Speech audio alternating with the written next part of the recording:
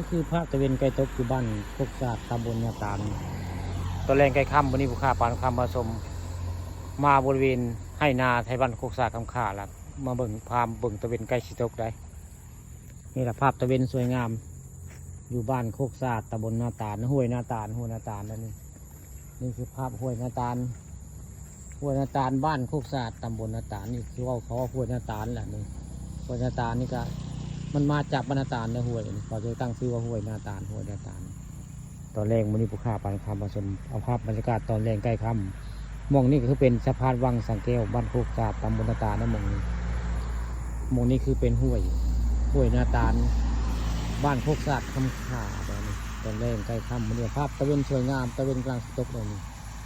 ถ้าแต่ว่าบึงให้นาตากาไทยบ้านโคกศาสตร์คำขาได้เข้าเขาจะออกก็ได้เข้าออกนี่เข้าดอกเข้ากลางนี่คือภาพเข้ากลาง เข้ากลางก็จะออกได้นี่เข้ากลางแล้วนี่เป็นออกเป็นพวงเป็นอย่างไรนี่เข้ากลางเป็นออกก็ได้เข้าเขาจะออกได้นี่กับบุหงบดานก็ได้กินข้าวไหม้แล้วนี่เข้ากับซุปบุหงดอกบุเกินบุหอดเดือนซ้ำกับสีซุปนี่เข้ากลางอยู่บ้านโคกศาสตร์ตำบลนาตาล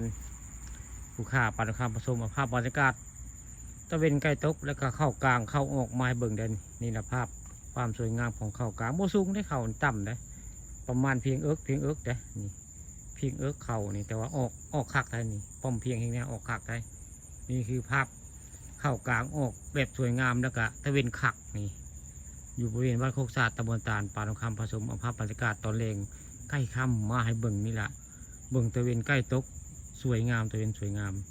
นี่เนี่ยบริเวณทุ่งไร่ทุ่งนาห้วยนาตาลนาทางขาโคกศาสตร์ละมงนี่